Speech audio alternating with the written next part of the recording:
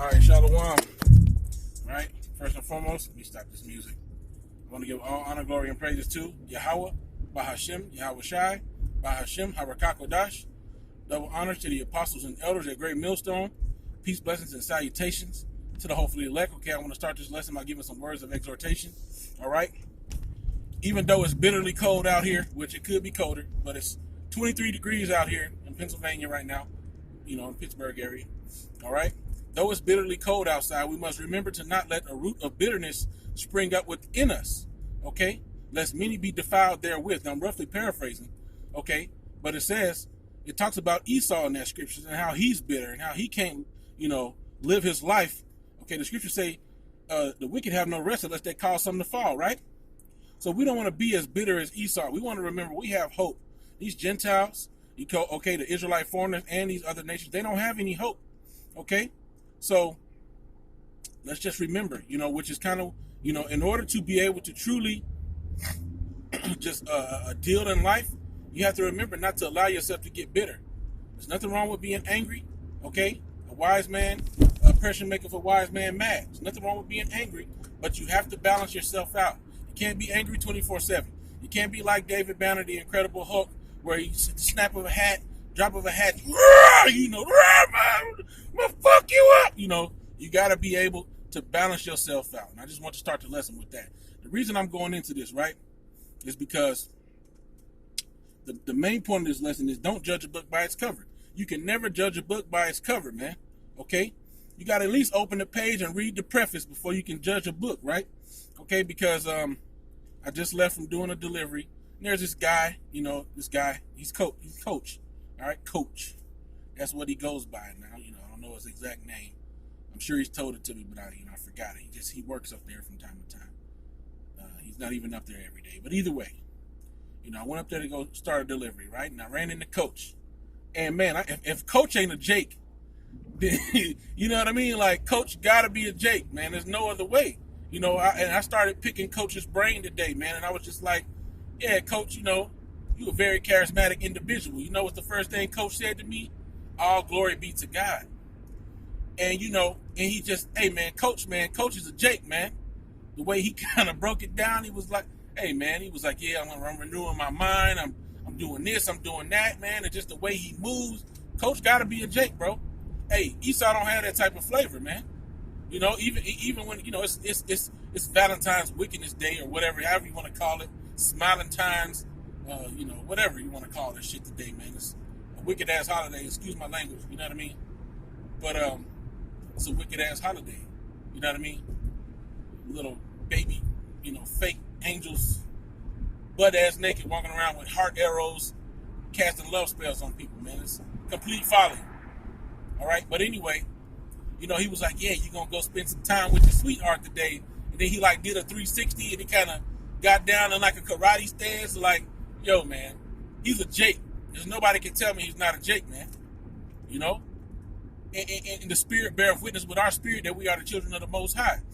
But if you let a root of bitterness rise up within you, okay, then you can allow your feelings toward Esau to cloud your judgment when you're dealing with an Israelite foreigner.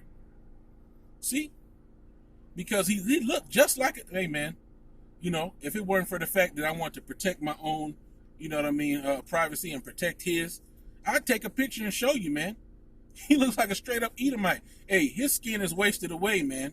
You can see his veins in his face. He's getting up in age. You can see the blue and the green, all the little different colors you see in people's faces. You know what I mean? You can see it, man. And if you didn't know any better, you'd think he was a damn Edomite. I even told him, like, man, I think deep down you a brother. I think you a brother deep down. And he was like, what do you mean by that? And I was like, yeah, you know what I mean? You a soul brother, man. And he was like, oh, it's a good thing. I'm like, yeah, and it's spiritual too, man.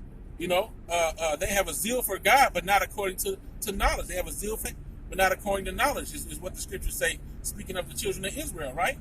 Because, hey, Coach got a very spiritual mindset, because Coach was like, look, there's certain words, that I can't accept it. Like, he's a coach. He's actually a coach. So he's like, when people say it's a hell of a play, He's like, I would rather say it's a heaven of a plague. You know what I'm saying? And these different things. Like when people say you killed it, he's like, I can't get past the original word that word kill goes into actually killing. I was like, damn, that's a good mindset to have. Words are powerful. Even though we understand we have certain slang, okay? But I still was thinking I was still telling them, like, that's a very positive mindset. That's a good mindset to have. That's how he keeps himself positive. So, but like going back to what I started off in the beginning, because that scripture, which really, man, I feel like I'm gonna have to pull that up here. Okay, let me just hit the lest any root of bitterness. Oh, see, it won't let me do it while I'm let me type it in. Hey, but hopefully it didn't mess up my video. Lest any root of bitterness. KJV. There you go, right there. It's a Lakia. Let me pull this up. Oh, shit. That ain't the website I want. I want this website right here. All right. Let's get this, man. Whew. Hebrews 12 and 15. I'm just going to, read it how I can, man. Because I can't get there we go. Full chapter. Hebrews 12. All right. Oh, man. Hebrews 12 and 14. Follow peace with all men and holiness, without which no man shall see the Most High. Looking diligently, lest any man fail of the grace of the Most High, lest any root of bitterness springing up trouble you, and thereby many be defiled.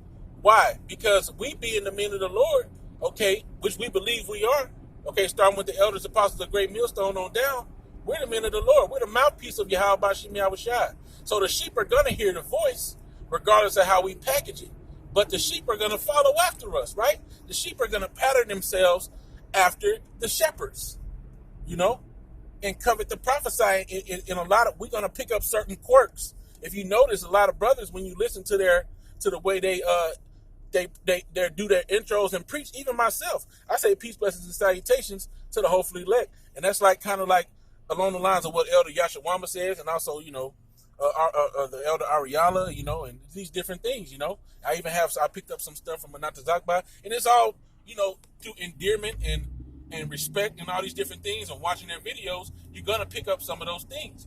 Every Jake got their unique, Salaki, I got the phone way over here. Every Jake got their unique things that they put into it, but that's just a part of what happens. So let me continue, right? And I'm driving, so you have to forgive me. Okay? Lest there be any fornicator or profane person as Esau, who for one morsel of meat sold his birthright. So that goes back originally to what I was saying about not allowing yourself to get bitter like Esau. Esau was consumed and is consumed with the destruction of Jacob. That's his whole life. Like I quoted earlier, he cannot rest unless he causes something to fall. That's his whole life, man. If Esau can't mess Jacob at some point in the day, his day ain't going well.